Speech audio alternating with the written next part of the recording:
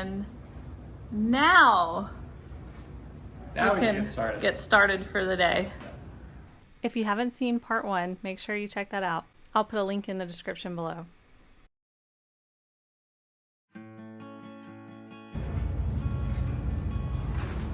What happened, babe? I followed your lead.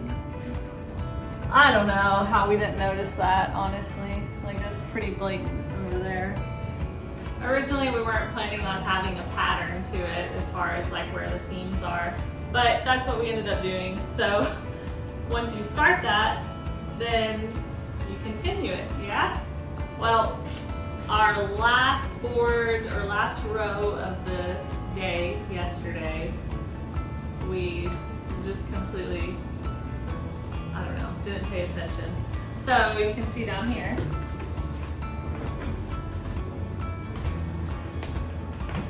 see how there's a seam there, and there's a seam there.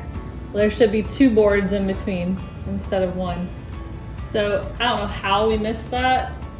We were just tired, I guess, and done. So anyways, instead of just like getting started right away, we get to undo what we did yesterday, 1 row, and then start. So I'm trying to get this down without damaging it.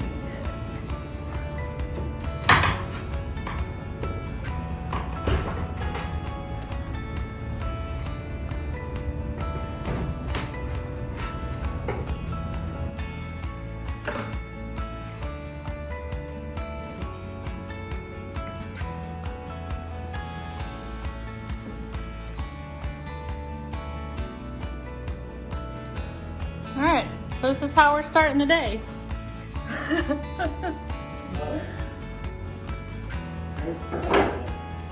Oh, okay. There we go. Let's try this again. So we just had to swap the boards. And now we can get started for the day.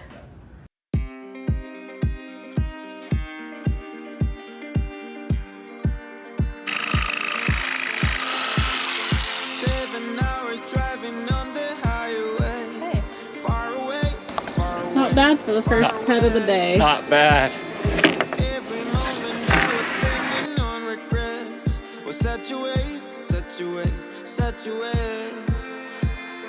Looking on the city lights, flashing bright in my eyes.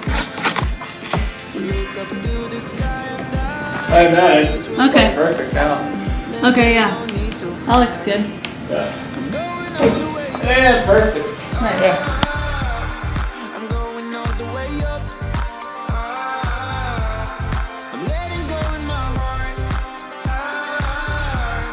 of everything that holds me down. No. And it's feeling like I've been enough. I can feel the love. Oh yeah, it's all around me. Oh, I need to know how I can make it. Not afraid to fall and perish it behind me. Feeling like a stranger on a foreign land. Far away, far away, far away. I could get along, could be a different man.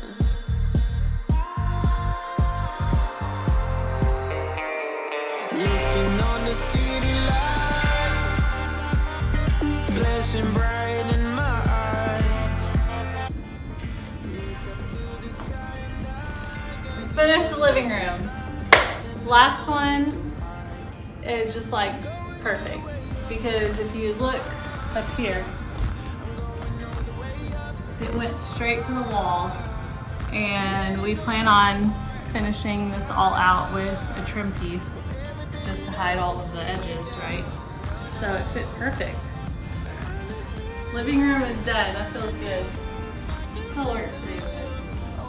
It's all around me.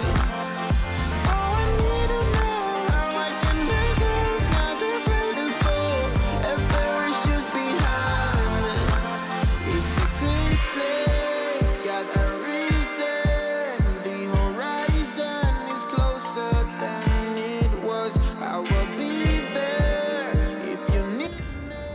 Okay, so we're getting started on the dining room and we're doing our chalk lines first. So we have the laser set up to give us a straight line.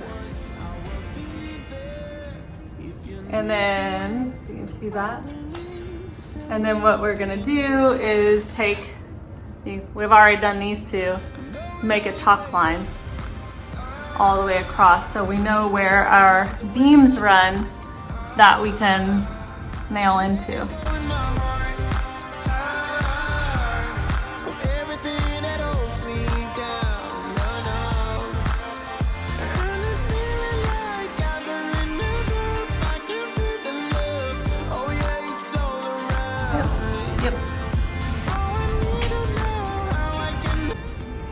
I feel like if we leave this, then we're limiting ourselves to the same size beam that they had up before.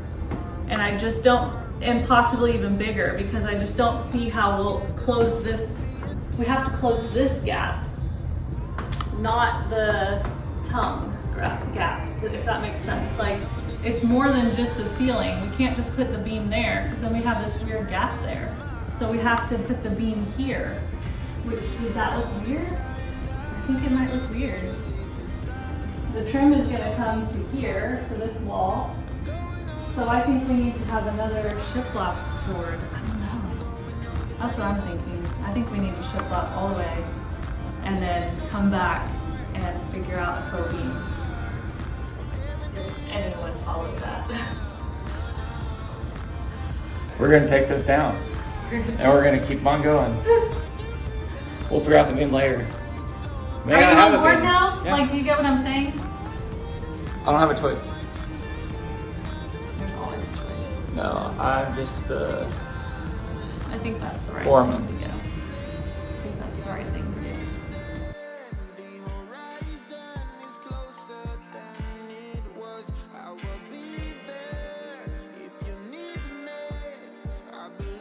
There was a fairly large crack in the plaster once we took that beam down, but since it wasn't structural, we decided to not fix it and just go ahead and cover it with the shiplap. We're glad we decided to take it down though, because we actually like the continuation of the shiplap from the living room, and now we're unsure if we're going to put back up another faux beam. Let me know what you guys think.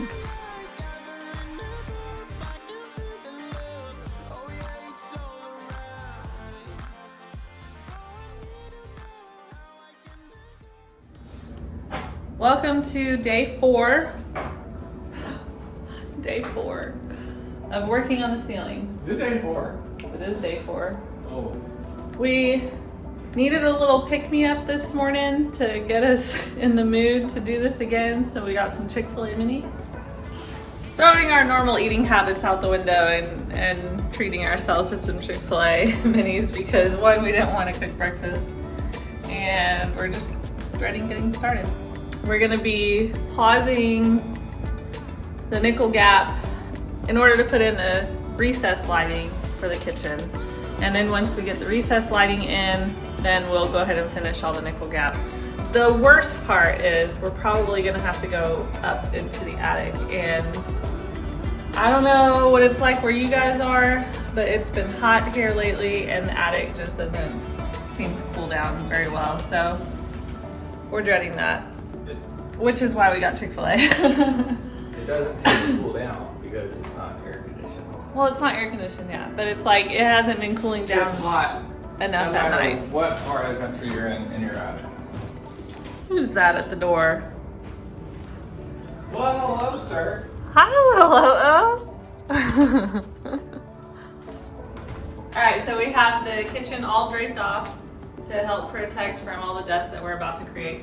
We're trying to decide where we want the recessed lighting. We had originally talked about doing them maybe in strategic more places, like one above the refrigerator, stove, sink, but we kind of prefer like symmetrical, and we don't know how we're gonna renovate this kitchen yet. It's probably gonna be one of the last things on our list just because of the undertaking of kitchens, and We're not sure financially what all we're going to be able to replace. So I think we're leaning towards just putting 4 can lights, 2 about there and then 2 about here. And that way, if we do get to demo the kitchen and kind of start scratch, then those lights will still work with whatever design we put in, instead of trying to place a light above the sink and then we move the sink. That makes sense. So I think we just made up our mind. 4 lights. Okay, so I didn't film it, but we we used the laser level to help get our spots. We have them all marked. See, I don't know if you'll be able to see that little tiny mark there. And now Chris is going to use the hole saw, a 6-inch hole saw, to cut the 6-inch hole for the lighting.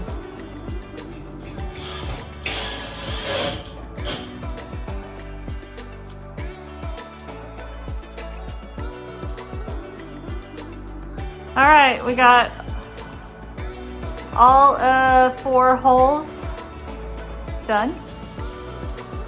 This was found in the ceiling where Chris was at. A banana sandwich, apparently you used to be able to buy for 5 cents. What a deal. The random stuff we find in this old house. Now the part we've been dreading.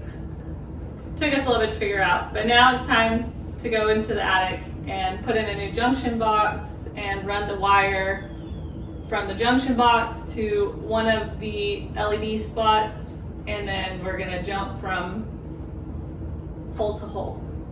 Yeah? Yeah. All right. We got some bunny suits, we're gonna put those on.